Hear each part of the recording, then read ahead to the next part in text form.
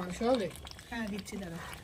আমি যে এই রান্নার ভিডিওটা করছি, এই একটা রান্নার ভিডিও করতে কত পরিশ্রম লাগে আর কত খাটনি লাগে আমার চারিধারটা দেখলে একটু বুঝতে পারবেন। আপনারা তো শুধু রান্নাটুকু দেখেন, অনেক কাটছাট করা হয়, তারপরে ভিডিওটা ছাড়া হয়।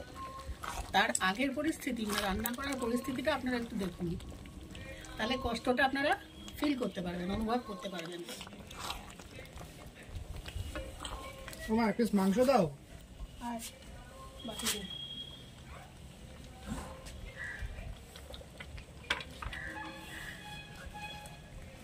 ঝোলটা কিন্তু ফার্স্ট ক্লাস হয়েছে, কোনো কথা হবে না।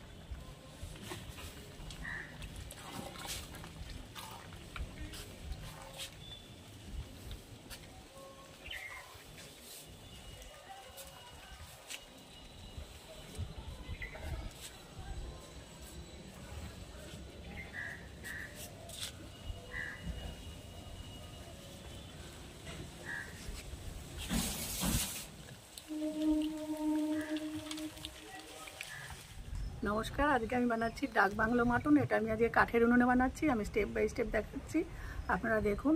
কাঠের রান্না এই ডাক বাংলো মাটনটা দুর্দান্ত স্বাদের হয়। আশা করি আপনারা এটা ট্রাই করবেন। আসুন আমরা শুরু করি। প্রথমে মাংস ম্যারিনেট। প্রথমে আমি নিয়ে নিচ্ছি মাংস এখানে আমার 1 কিলো 200 গ্রাম মতন আছে।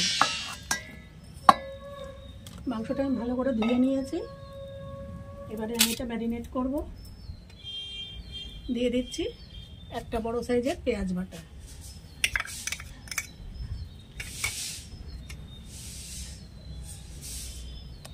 দিয়ে দিচ্ছি 3 চামচ রসুন বাটা। এটা হচ্ছে ধনে আর আমি জিরেটা একসাথে বেটে রেখেছি। এটা দিয়ে দিলাম বড় 3 চামচ 4 চামচ।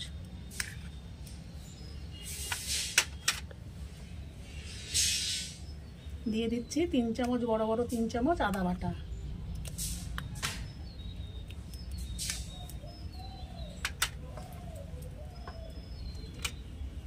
এবারে দিয়ে দিচ্ছি পরিমাণ মতো লবণ।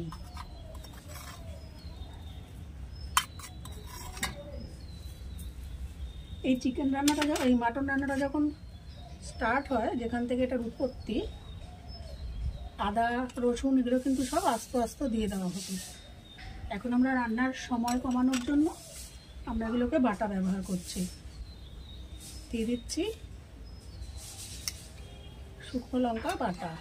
আমি ইচ্ছে করে একটু দানাদার রেখেছি মাংসটা, এই লঙ্কা বাটাটা একদম মিহি করিনি।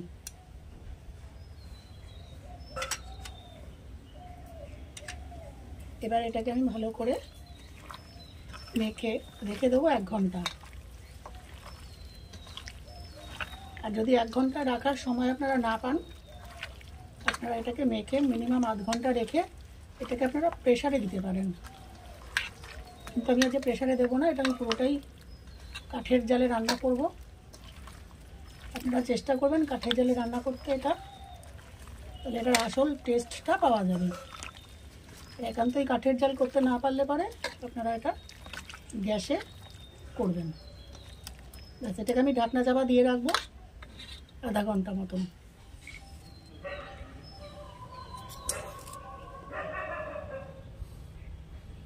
নিয়েছি, দিয়ে দিচ্ছি লবঙ্গ। আমি একটা শুকনো মশলা তৈরি করছি। দিচ্ছি একটা ছোট এলাচ, একটা বড় এলাচ, ছোট এলাচ, দারচিনি, জয়িত্রী, আর একটু জায়ফলটা আমি ভেঙে নিয়েছি। বড় এলাচ আমি আর 2টো দিয়ে দিলাম। আর দেবো হচ্ছে এই 2টো স্টার এলাচ। এই 2টোকে আমি ভালো করে একটুখানি ভেজে নেব, ভেজে গুঁড়ো করে নেব। এটা শিলপাটাতেও আপনারা বেটে নিতে পারেন বা মিক্সিতেও বেটে নিতে পারেন।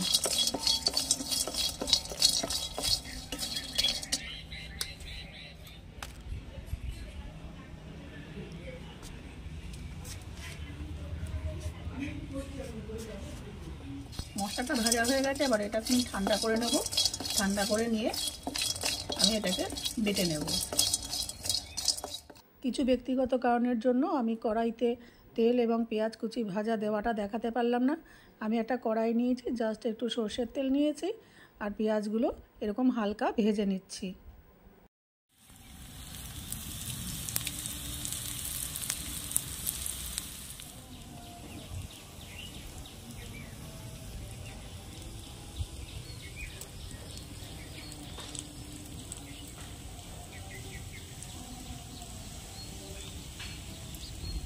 এবার আমি বসিয়ে দিলাম হাঁড়ি।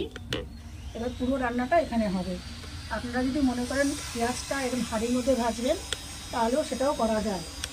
আমি তাড়াতাড়ি করার জন্য পেঁয়াজটা আগে ভেজে রাখলাম। দিচ্ছি সরষের তেল।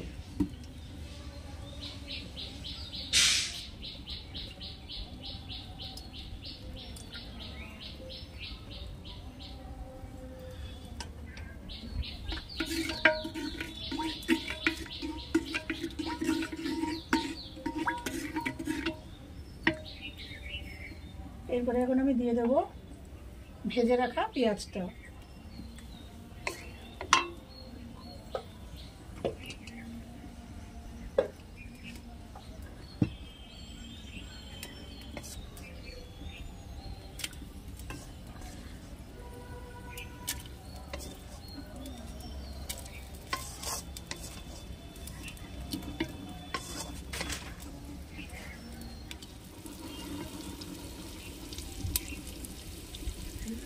এবারে দিয়ে দিচ্ছি রসুন বাটা,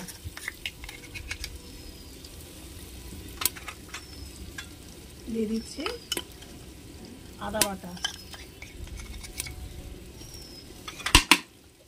হাঁড়িটা ফেটে যাওয়ার কারণে আমি আবার কড়াইয়ে রিপ্লেস করে দিচ্ছি, পুরো মশলাটাকে রিপ্লেস করে দিচ্ছি।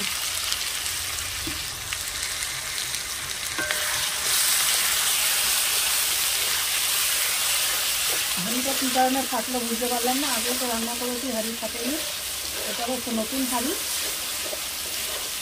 ফেটে গেল।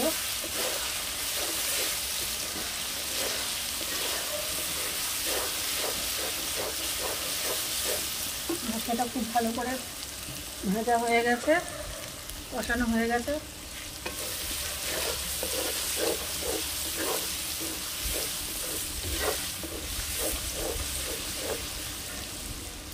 দিয়ে দিচ্ছি জিরে আর ধনে বাটা, দিয়ে দিলাম হলুদ,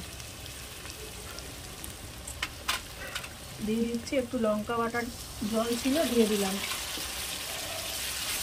আর একটু লঙ্কা গুঁড়ো দেবো।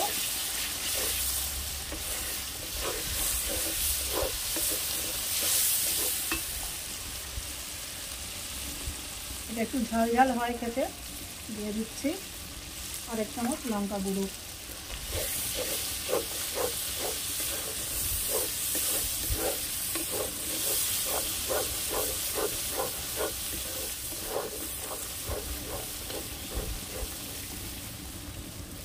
এবারে দিয়ে দেব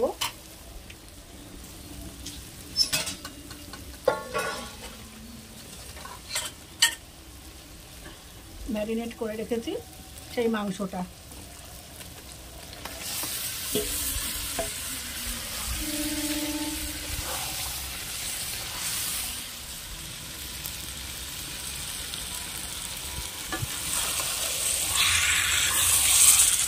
ভালো করে মাংসটাকে আমি কষিয়ে নেব। মাংস কষানো হয়ে গেছে, এবার আমি দিয়ে দিচ্ছি এই বাটিটার মধ্যে যেটার মধ্যে মশলা রেখেছিল সেই বাটি ধোয়া জলটাই দিয়ে দিলাম।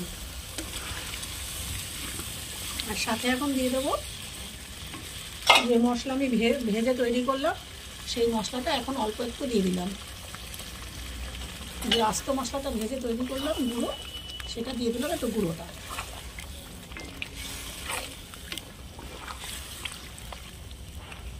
এবারে আমি এটা ঢাকনাটা চাপা দিয়ে দেবো, মিনিট 5 পর আবার ফিরে আসবো। আমি ঢাকনাটা খুলছি।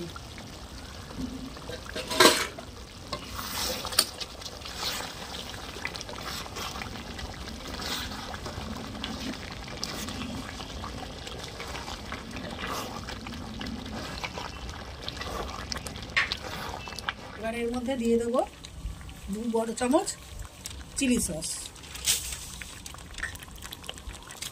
দিয়ে দেবো 3 বড় চামচ টমেটো সস,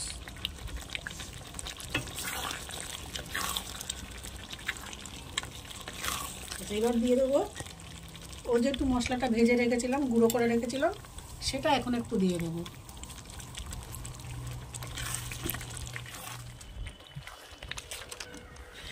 এটা ঢাকা আমি চাপা দেবো না, এবার এমনি রান্না হবে।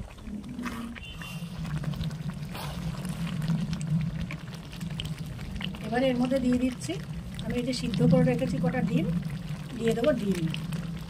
এই ডাক বাংলো চিকেনে কিন্তু ডিমটা মাস্ট।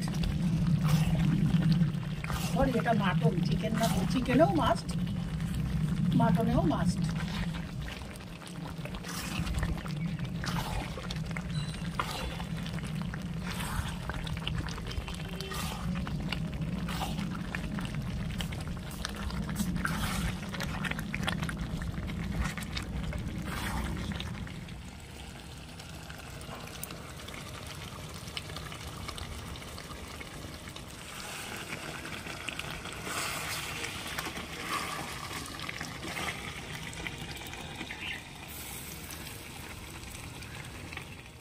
আমার রান্নাগুলি যদি আপনাদের ভালো লেগে থাকে তাহলে আমার চ্যানেলটিকে অবশ্যই সাবস্ক্রাইব, লাইক, শেয়ার ও কমেন্ট করবেন ও আশা করব আপনারা আমার পাশে থাকবেন, আমাকে সাপোর্ট করবেন।